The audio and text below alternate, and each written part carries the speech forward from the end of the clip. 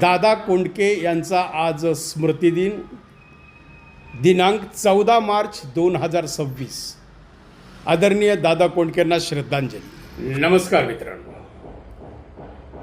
आज दिनांक 14 मार्च 2026 आणि 14 मार्च आली ही आवर्जूनपणे आठवण येते माझे कला क्षेत्रातले गुरु, ज्यांनी जीवनाचा कानमंत्र दिला, ज्यांनी कलेच्या माध्यमातून कलाकारांनी सुद्धा आर्थिक स्थैर्य बनवलं पाहिजे याचा गुरुमंत्र आणि कानमंत्र देणारं एकच नाव ज्या महाराष्ट्रामध्ये मला आदरणीय आहे आणि ते म्हणजे आपल्या सर्वांचे लाडके दादा कोंडके. दादा कोंडके यांचा परिचय देण्या इतके दादा कोंडके छोटे नाही आहेत. दादा कोंडके एक प्रचंड मोठं व्यक्तिमत्व, एक चांगला दिग्दर्शक, एक चांगला कलावंत, एक चांगला लेखक, एक चांगला कवी आणि सगळ्यात महत्वाचं मला जे जाणवलं की दादा कोंडके एक चांगला माणूस. म्हणजे एवढा प्रचंड श्रीमंत असताना सुद्धा कोणताही श्रीमंतीचा गर्व, दर्प ज्या दादा कोंडकेच्या सहवासात मला 6 महिने राहण्याचा योग आला, कधीही आला नाही मित्रांनो. आता आज आवर्जूनपणे मला आठवण आली 1995 साली, 95 ते 96च्या आसपास दादा कोंडके यांची माझी प्रथम भेट झाली लातूर येथे. त्यावेळेस दादा कोंडकेंचा शेवटचा चित्रपट वाजूका याचा रिलीज डेट होती. लातूरच्या अलंकार थिएटरमध्ये दादा कोंडके येणार याची बातमी मला त्यांच्याच पीएने, आमच्या अलंकार थिएटरच्या मॅनेजर श्री पठाण यांच्याजवळ मला बातमी दिली आणि मला वाटलं की चला दादा कोंडके लातूरला येत आहेत ना, एवढा मोठा व्यक्तिमत्व आहे, आपण भेटू शकतो का, प्रयत्न करून बघूया. म्हणून मी सहज प्रयत्न केला आणि दादा कोंडकेंची पीए जितूभाई गोळे यांना संपर्क केला. म्हणलं जितूभाई, मला दादांना भेटायचं आहे. जितू गोळे म्हणले की दादांना भेटणं एवढं सोपं नाही आहे. दादा कोंडके भेटणं हे व्यक्तिमत्व एवढं सोपं तुम्ही समजू नका, ते फार मोठं व्यक्तिमत्व. बिलकुल मी त्यांना आदरणीय समजतो. एक कलाकार म्हणून कोणतंही राजकीय पार्श्वभूमी नाही आहे. मी एक कलाकार आहे, मी आवाजाचा बादशाह आहे.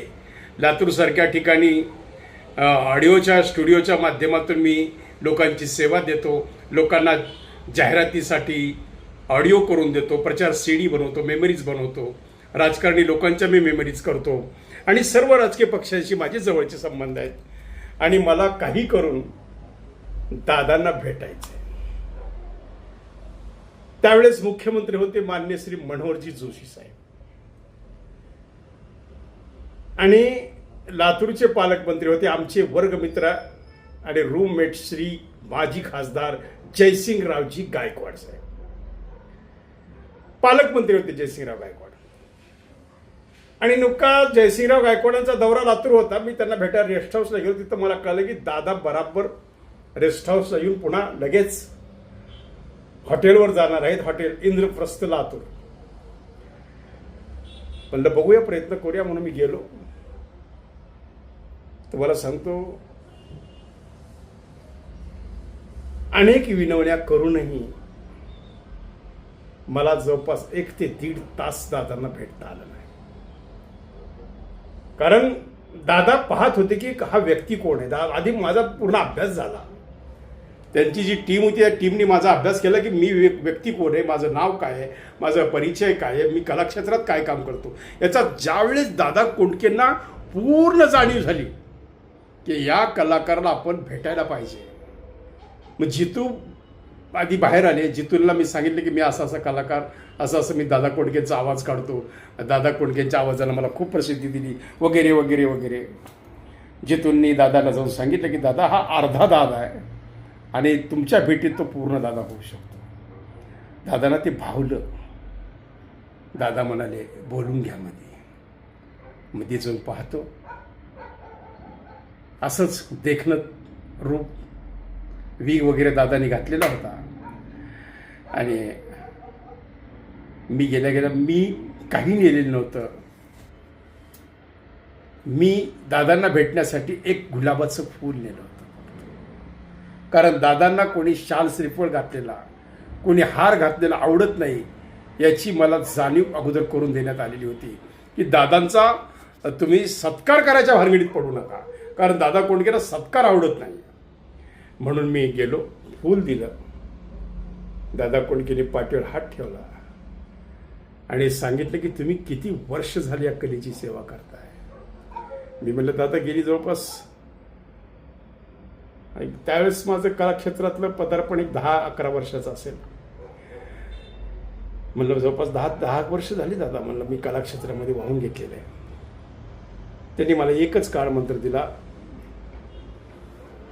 की तुम्ही एक चांगले कलाकार आहात, फक्त मी तुम्हाला एक कानमंत्र देतो की फक्त प्रेक्षकांच्या टाळ्या घेऊन,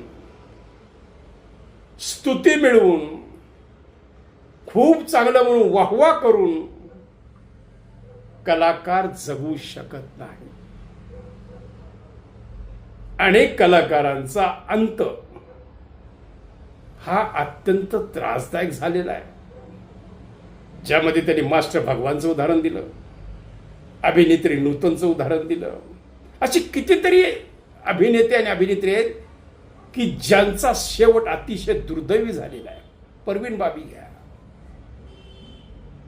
दिव्या भारती घ्या, कित्येक नटांनी अभिनेत्रींनी आत्महत्या केलेल्या आहेत. आर्थिक विवंचनेतून आज सुद्धा कित्येक नट हे फ्रस्ट्रेशन मध्ये गेलेले आहेत, निराशेत गेलेले आहेत. दादा म्हणाले बाळ, कला अवश्य जप, कलेची सेवा कर, पण त्या कलेच्या माध्यमातून तुझ्यास. मला विचारलं तुझं लग्न झालंय का? म्हणलं हो झालंय. काय मुलं आहेत? म्हणलं असं असे मला मुलं आहेत. मग म्हणाले बाळ, त्यांच्या भविष्याचा विचार कर. कलाकाराचं जीवन हे तेवढ्यापुरतं स्टेजवर 3 तासासाठीचं असतं. अतिशय तो रम्मान होतो, आपली कला लोकांना दाखवतो, टाळ्या घेतो, वाहवा मिळवतो, पण घरी गेल्यानंतर बायको विचारती आज पॉकेट किती चाललं.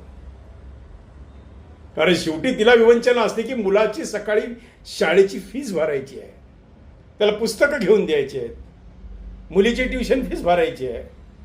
त्यामुळे प्रत्येकाला हा संसार हा आहे, मग तो कलाकार असो किंवा सामान्य माणूस असो.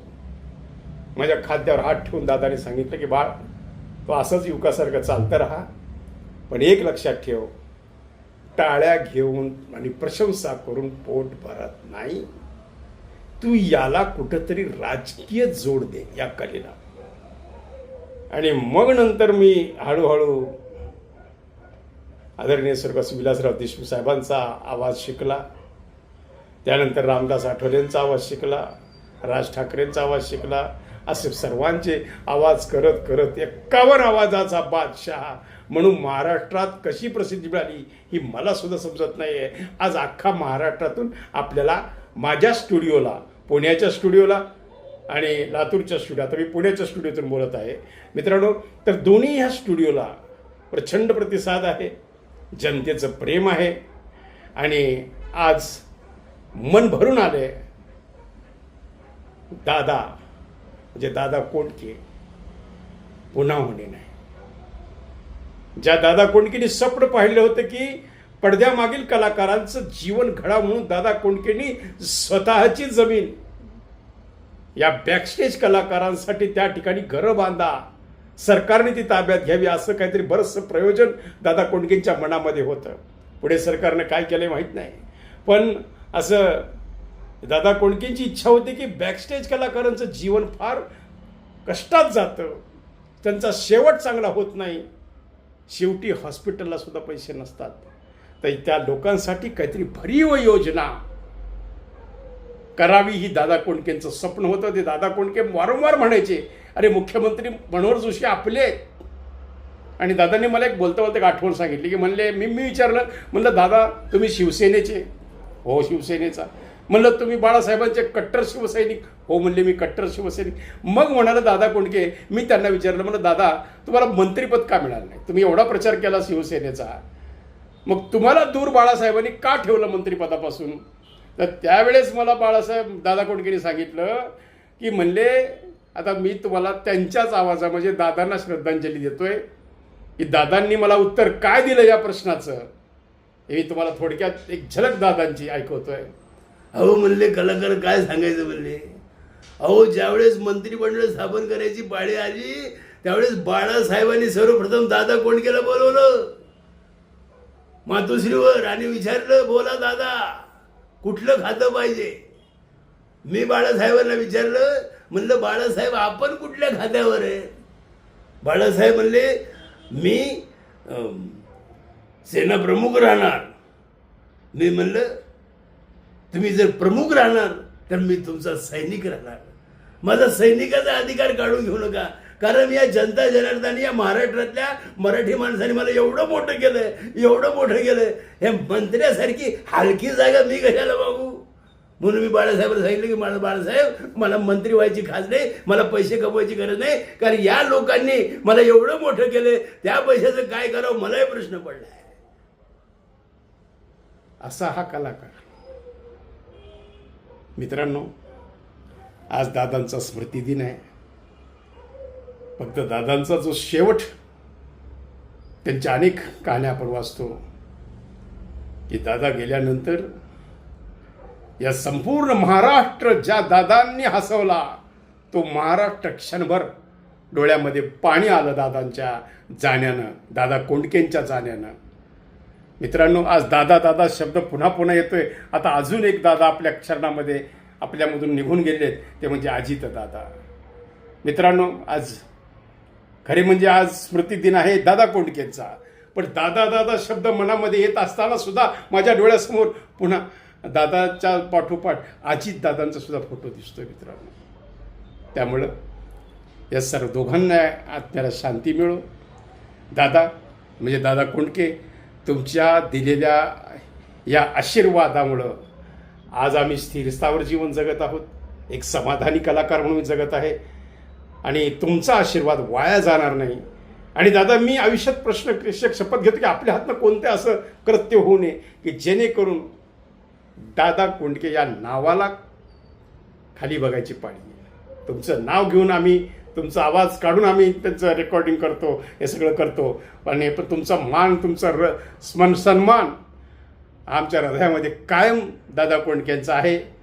मित्रांनो, असं आणि या सर्व कलाकारांना प्रेम करणारे आपल्या अजित दादा. पहा ना, जो माणूस 9ला सभेला बाहेर पडणार होता, 10 ते 15 मिनिटात होत्याचं नव्हतं झालं ना, अजित दादा आपल्यातून निघून गेले. मित्रांनो, ही दादा नावाची लोक देवाला आवडतात का हो? का आवडतात? अजित दादा, वसंत दादा, दादा कोंडके, अशी कितीतरी दादा मंडळी आज आपल्यात नाही आहेत. पण मित्रांनो, या दादामुळंच आपण काही चांगले दिवस पाहत आहोत. या दादा लोकांसारखे चांगले दादा म्हणजे गुंड दादा नाही, गल्लोगल्लीतले गावगुंड, चौकातले फलकावर दिसणारे येडेवाकडे चेहऱ्यातले दादा नाही, तर खऱ्या अर्थानं लोकांच्या मनावर राज्य करणारे पुन्हा चांगले दादा निर्माण व्हावे, या प्रामाणिक भावनेतून आज आपण ह्या दोन्ही दादांना श्रद्धांजली देऊया. आणि आजचा कार्यक्रम आपण इथंच थांबूया. योग्य वाटलं तर लाईक करा, शेअर करा, सबस्क्राईब करा, कमेंट करा. आपला आवाजाचा बादशाह रत्नाकर औसेकरांना आता इजाजत देऊया. पुन्हा उद्या भेटूया. नमस्कार. अल्पावधीतच लोकप्रिय होत असलेलं channel Ratnakar Ausekar YouTube channel. रोखोक निर्भीड बिनधास्त आपल्या मनातले बोलणार, सडेतोड बोलणार, आपलं हक्काचं चॅनल, आपल्या आपल्या हक्काचे channel Ratnakar Ausekar YouTube channel पाहत रहा. दररोज आपल्या भेटीला येत आहे आपल्या हक्काचं YouTube channel Ratnakar Ausekar YouTube channel. नमस्कार.